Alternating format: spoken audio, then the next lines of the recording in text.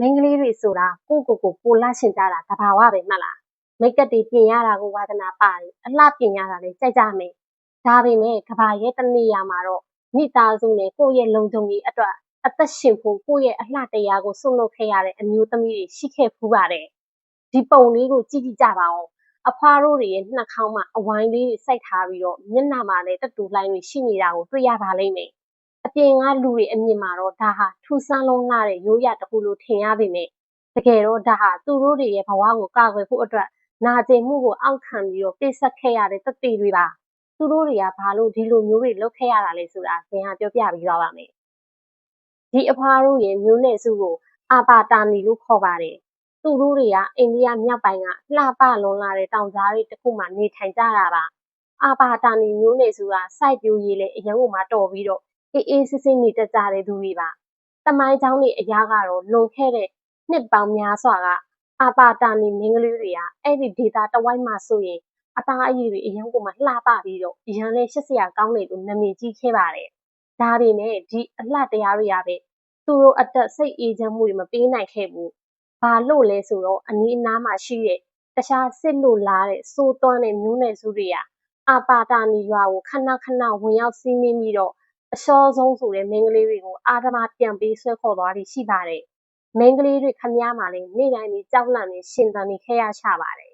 ။ရွာမှာရှိတဲ့ယောက်ျားသားတွေကဘလောက်ထိပဲကာဝယ်ပေးနေနေရန်သူတွေကခဏခဏလာပြီးတော့အာဓမလူယူတာကိုခံရတဲ့နောက်ဆုံးမှာတော့တရွာလုံးတိုင်နေပြီးတော့ခက်ခဲလွန်လာတဲ့ဆုံးဖြတ်ချက်ကိုချလိုက်ကြတယ်။အဲ့ဒါကတော့ရန်သူတွေမျက်စိမကျတော့အောင်လာမဖမ်းတော့အောင်မိန်းကလေးတွေရဲ့မျက်နှာကိုဖြစ်စီပိုးပါတယ်။ဒါကြောင့်မိန်းကလေးတွေအရွယ်ရောက်ပြီဆိုတာနဲ့မျက်နှာပေါ်မှာတက်တူလိုင်းတွေထိုးပစ်ကြတယ်။ပြီးတော့နှာခေါင်းပေါက်ကိုအပေါက်ဖောက်ပြီးတော့တစ်တာနဲ့လှုပ်ထားတဲ့အဝိုင်းလေးတွေကိုစိုက်ထည့်လိုက်ကြပါတော့တယ်။မိန်းကလေးအချင်းချင်းကိုချင်းစာကြည့်နေအောင်မှာတကယ်ကိုစိတ်မကောင်းစရာတစ်ခုပဲ။ကိုယ့်ရဲ့မျက်နှာလေးကိုအခုလိုမျိုးနာကျင်အောင်လုပ်ဖို့ဘလောက်တောင်မှဝမ်းနည်းမှုကောင်းလိုက်လိမ့်မယ်။ဒါပေမဲ့သူ့တစ်ပါးရဲ့ကြုံပြတာကိုခံရမယ့်ဘဝထက်ကိုယ့်ရဲ့မျက်နှာကိုဖြစ်စီပြီးတော့ကိုမိသားစုနာမှာလုံလုံခြုံခြုံနဲ့နေရတာပုံမျက်နှာကိုကောင်းတယ်လို့သူတို့တွေကခံယူထားကြပုံရပါတယ်။စမ်းကြဲတာကတော့အန္တရာယ်ကနေကာကွယ်ဖို့ဆိုပြီးတော့စတင်ခဲ့တဲ့ဒီ delay တွေကနှစ်တွေအများကြီးကြာလာတဲ့အခါမှာတော့သူတို့မျိုးနွယ်စုရဲ့ထူးခြားလွန်းလာတဲ့ယဉ်ကျေးမှုပြရုပ်တစ်ခုဖြစ်လာခဲ့တော့တာပါပဲ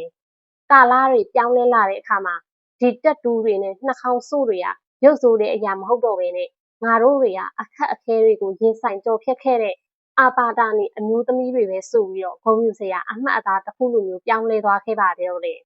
အခုဆိုရင်တစ်ကမ္ဘာလုံးကခရီးသွားတွေရပါသူတို့တွေရဲ့ထူးခြားလုံးလာတဲ့သမိုင်းကြောင်းကိုလေးစားတန်ဖိုးထားပြီးတော့လာရောက်လေ့လာကြတဲ့အထိဖြစ်လာခဲ့ပါတော့တယ်ဒါပေမဲ့ဒီ delay ကအခုခေတ်မှာတော့အတိတ်တစ်ခုဖြစ်သွားပါပြီ1980နဲ့ပြည့်နှစ်ကစပြီးတော့အိန္ဒိယအစိုးရက